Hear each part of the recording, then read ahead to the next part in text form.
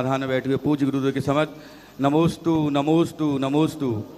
और गुरुदेव, चूँकि आज जिज्ञासा समाधान में ये पुण्य का उदय हमको प्राप्त हुआ है, तो हूँ मझौली वासी का, तो आज सर्वप्रथम जिज्ञासा के पूरे नगर वासियों का आज ये जिज्ञासा है कि ऐसा पुण्योदय आज इस मझौली नगर में हुआ कि पार्श्वनाथ भगवान की 300 वर्ष पुरानी प्रतिमा जो कभी उठी नहीं थी, और आप 3 दिन पहले उठी, और आज ऐसा सौभाग्य प्राप्त हुआ कि चमत्कार है सुधा सागर महाराज जी के सानिध्य में चमत्कार मूर्ति श्री पार्श्वनाथ भगवान की फूल जैसे विराजमान हो गई। और हम उनके इस पुण्य की अनुमोदना भी करते हैं कि श्री शरद कुमार आनंद कुमार जैन जी ने यह पुण्य प्राप्त किया है। गुरुदेव, मूर्तियों को छीनों में लोग घबराते हैं। हम लोग जब उसके प्रक्षाल करते हैं तो ऐसा लगता है कि आज ये हमसे टच हो गई तो कहीं हमसे अनहोनी ना हो जाए, और घबराते हैं।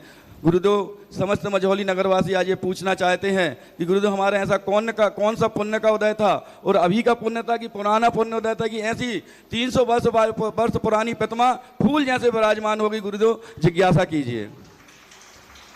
आप लोगों को तो डरना ही चाहिए, नहीं डरोगे तो धोखा खाओगे।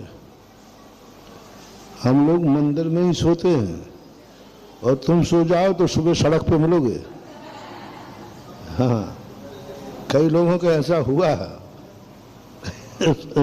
मंदिर में सो गए, क्योंकि हम लोग सोते हुए भी जागते हैं, हम लोग होश पूर्वक सोते हैं, हम लोग पवित्र भावों के साथ सोते हैं। हम लोग उस वहाँ पर जो विश्राम करते हैं वो हमारा उसी का मंदिर होता है। हम लोगों के स्थानीय स्त्रीयते चा जनागारे ग्रामा दिशु विशेषता, हमारे लिए तो कहा ही गया है कि ये पंचम काल में मुनिराज लोग कहाँ रहे। स्त्रीयते चा जना, वनवास में जाने को मना किया है। कालो कले बने वासे वर्जते मुनि सत्यमयी, स्त्रीयते च जनागारे ग्रामा दिशु विशेषता। इति देवसेनाचार्य महाराज ने ये पंक्ति लिखी, एक श्लोक लिखा है कि कलिकाल में वन में न रहें, स्त्रीयता जनागारे, जिनेन्द्र भगवान का जो मंदिर है वहाँ पर वास करें। शून्यागार, धर्मशाला आदि जो शून्यागार हैं, जो किसी के मालिकियत में नहीं है, ऐसे कोई खंडहर आदि, तो ये स्थान दिए। और हम लोगों का, आप लोगों का सोते समय आपको पश्चिम की तरफ पैर करके सो, सुबह पता चला कि पूरब की तरफ मुड़ है, होश ही नहीं रहता है। तो सावधानी पूर्वक जो सोते हैं, तो आप लोगों को तो डर लगना ही चाहिए। मूल नायक भगवान को कभी भी बिना मुनि के सानिध्य में कभी स्थानांतरित नहीं करना चाहिए। गृहस्थ को मैं कभी अनुमति नहीं देता। 1-2 स्थानों पर करना पड़ा तो ब्रह्मचारी को मैं भेजता हूँ, प्रदीप भैया वगैरह रहते हैं, इनको भेज करके मैं अपने पास से खुद मंत्र फिर जाप करके मंगल कलश की स्थापन करके उस मंगल कलश को साथ भेज करके वो भी ब्रह्मचारी प्रतिष्ठाचार्य से कई बार कराना पड़ा। उसमें भी मेरी सहभागिता रहती है। उनसे टाइम सेट होता है, इतने बजे तुम करोगे, मेरे पास समाचार रहना चाहिए। यानी मूर्ति को, मूल नायक को हटाते समय या तो मुनि वहाँ रहें या मुनि से संपर्क रहना चाहिए। अनुष्ठान किया जाता है तो ऐसा करना चाहिए।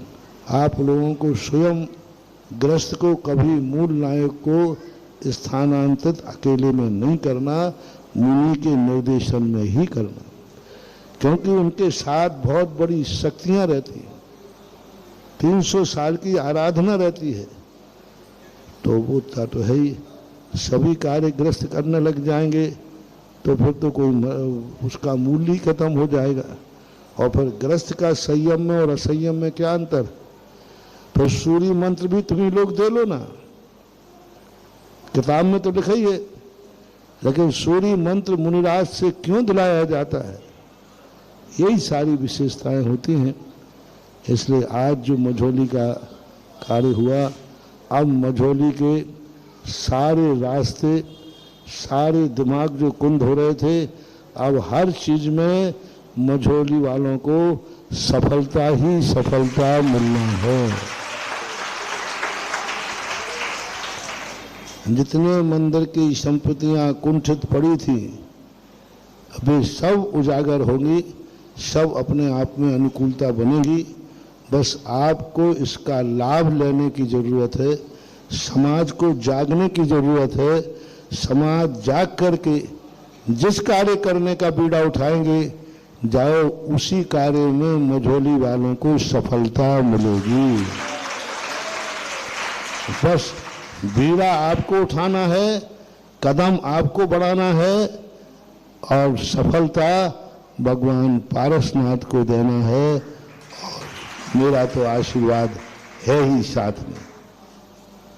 और इसी कड़ी में आज शांति धारा करने का सौभाग्य मूल नायक वेदी में श्री राजकुमार, अभय कुमार जैन, परमानंद, मनोज कुमार, मनीष निहाल 1,11,000 की राशि देकर यह पुण्य प्राप्त किया है। हम उनके पुण्य की अनुमोदना करते हैं। और जिज्ञासा समाधान में सर्वप्रथम श्री पारस